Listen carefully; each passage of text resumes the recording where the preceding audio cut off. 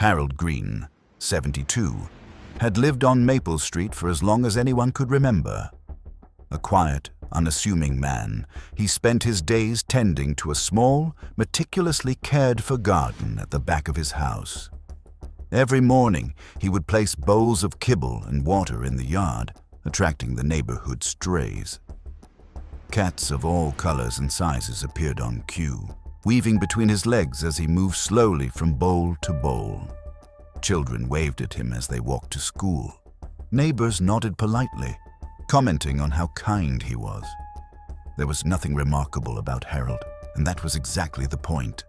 For weeks, a subtle unease settled over the neighborhood. Pets began disappearing, cats, dogs, even an elderly rabbit belonging to a young girl 2 streets over. Most attributed it to coyotes or wandering raccoons, but the frequency and timing puzzled some. The animals vanished quietly, never leaving a trace. Harold's routine remained unchanged. Each evening, he returned indoors before sunset, carrying nothing but the faint scent of wet fur and the faint, earthy aroma of his garden soil. One warm spring evening, Lucas, a curious 17-year-old, noticed a black and white tabby lingering near Harold's fence. Driven by teenage curiosity, he decided to follow the cat when it slipped behind the man's backyard. He moved quietly, careful not to alert the cat, but when he reached the back corner of the property, it was gone. Minutes passed, then hours. No sound, no sign of Lucas returning. The street lights flickered on one by one. Harold's curtains remained closed. The neighborhood waited, worried whispers floating through open windows. By midnight, panic had taken hold. The authorities were called the following morning. At first glance, Harold's property seemed benign.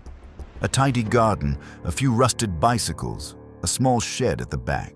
The officers moved cautiously, following the teenager's likely path. When they opened the shed, the atmosphere shifted. Thick, padded panels covered the walls, soundproofing every movement within.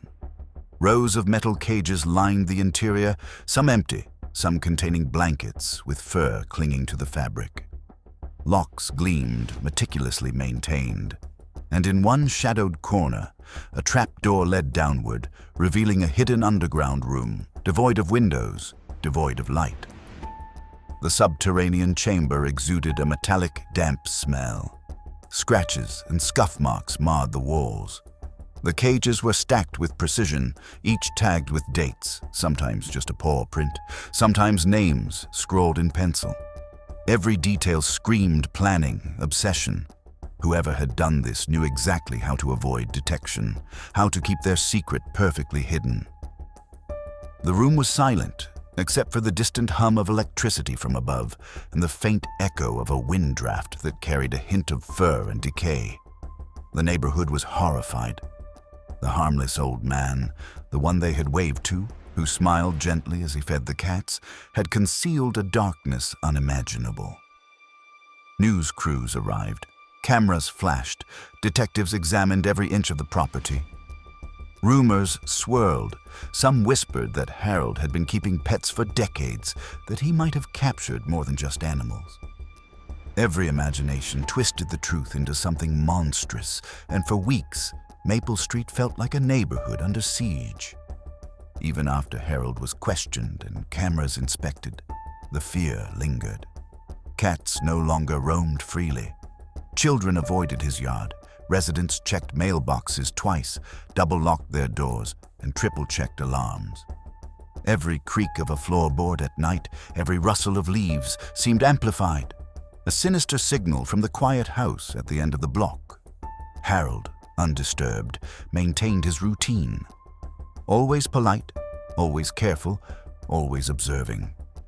The underground room became the subject of intense study. Experts examined the cages, the handwritten notes, the meticulous arrangement of the space. Every detail pointed to someone methodical, patient, someone who derived satisfaction from complete control.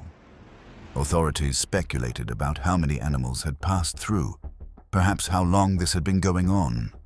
The horror was in the unknown. the part that could never be measured, the depth of hidden life trapped beneath the garden. Over the following months, Maple Street tried to recover a sense of normalcy, but the memory of that underground room lingered. Children whispered warnings to each other, pets were kept indoors, and every stray that appeared was treated with caution. The neighborhood never truly forgot the quiet man at the end of the street. Harold Greene became a living, cautionary tale. Appearances could deceive, kindness could conceal danger, and ordinary houses could hide extraordinary horrors. Years passed, and Harold aged quietly. His routine remained unchanged until his death, peaceful and solitary in the house at the end of the block. Yet the underground room, sealed and documented by authorities, remained a symbol of what could lurk behind closed doors. Those who had lived nearby recalled the quiet mornings, the waving children, the careful bowls of food left for cats. They remembered the unassuming man who, behind a polite smile, harbored a terrifying secret. And so, the lesson endured. The ordinary can conceal the unimaginable. The shadows we see in the corners of our streets, the quiet neighbors who wave and smile, may be hiding depths we cannot imagine. Maple Street had learned a hard truth, that danger does not always announce itself. Sometimes it exists in silence, in patience, in routine. Sometimes it watches, unseen, waiting. Even now, years later, some swear they see a black and white cat darting along the fence. Some hear faint scratches near the old garden shed.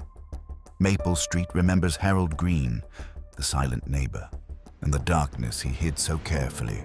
Forever a whisper of caution in every home, every yard, every quiet corner.